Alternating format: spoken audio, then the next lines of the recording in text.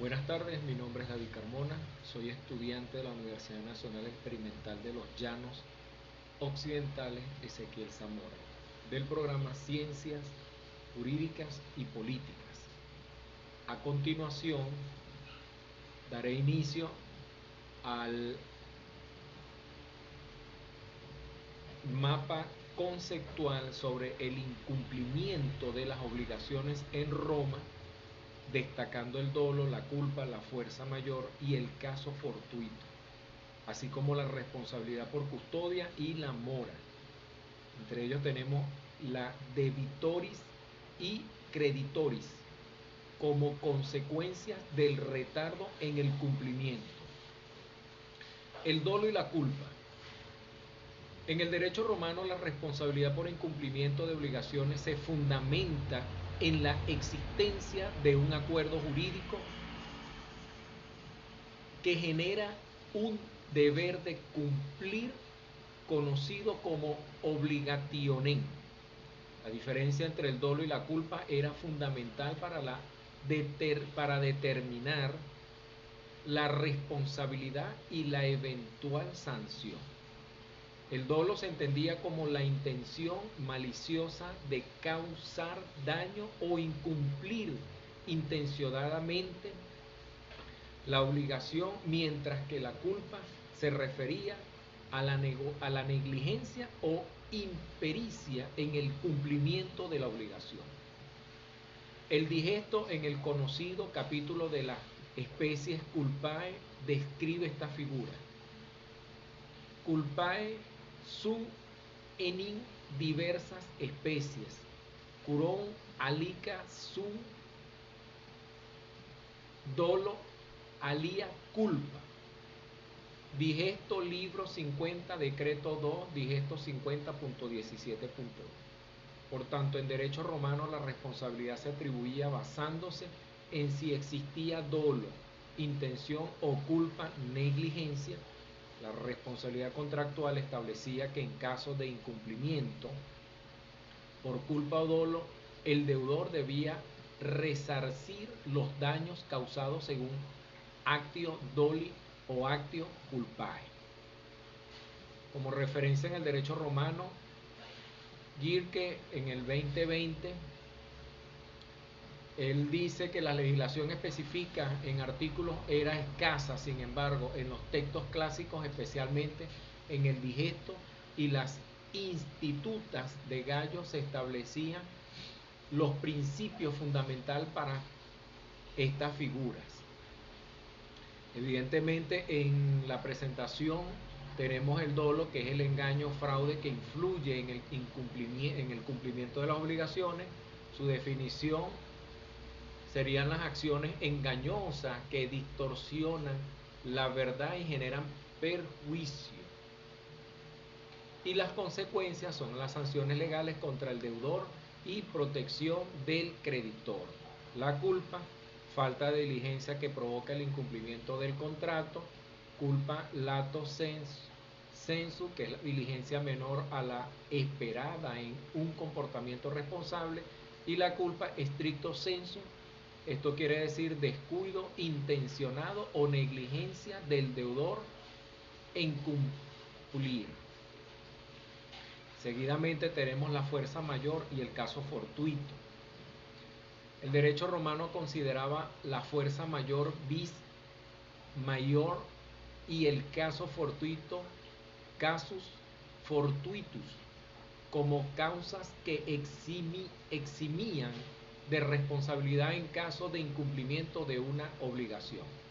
La fuerza mayor se atribuía a eventos irresistibles e inevitables como desastres naturales o guerra, mientras que el caso fortuito era un evento impredecible que no podía ser controlado por la parte incumplidora. Así el digesto establece mala causa non inculpan cadit, digesto libro 50, decreto 3, surgiendo que eventos fuera del control del deudor pueden justificar su incumplimiento. Un ejemplo, en el digesto, en la institución 50.17.151, se menciona que ciertos eventos pueden liberar al deudor de responsabilidad si son imprevisibles e irresistibles. Como referencia tenemos a Fernández en el 2018, el caso por título de fuerza mayor en el derecho romano. El caso fortuito, esto quiere decir sucedido, inesperado, que afecta el incumplimiento contractual. Entre ellas tenemos las características y la defensa legal. La característica sucede sin culpa y no puede ser previsto ni evitado. La defensa legal usó como justificación en tribunales al no cumplir obligaciones. La fuerza mayor, esto quiere decir son eventos imprevisibles que impiden el cumplimiento de la obligación. Como definición tenemos las circunstancias externas que escapan al control del deudor y el efecto legal, exoneración de responsabilidad debido a imposibilidad de cumplimiento. Seguidamente tenemos la responsabilidad por custodia.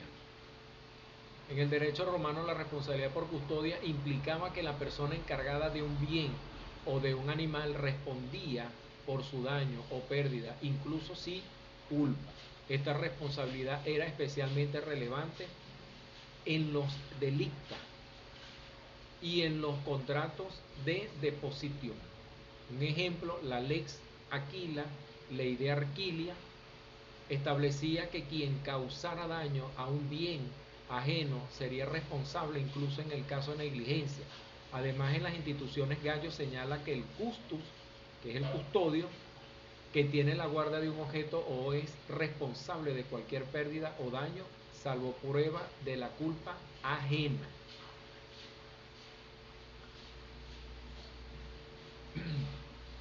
Seguidamente tenemos las circunstancias de la mora del deudor y la mora del acreedor. La mora en el derecho se refería al retraso en el cumplimiento de las obligaciones por parte del deudor y del acreedor y condicionaba las consecuencias jurídicas del incumplimiento. La mora debitoris se configuraba cuando el deudor retardaba el pago o cumplimiento sin causa justificada, lo que permitía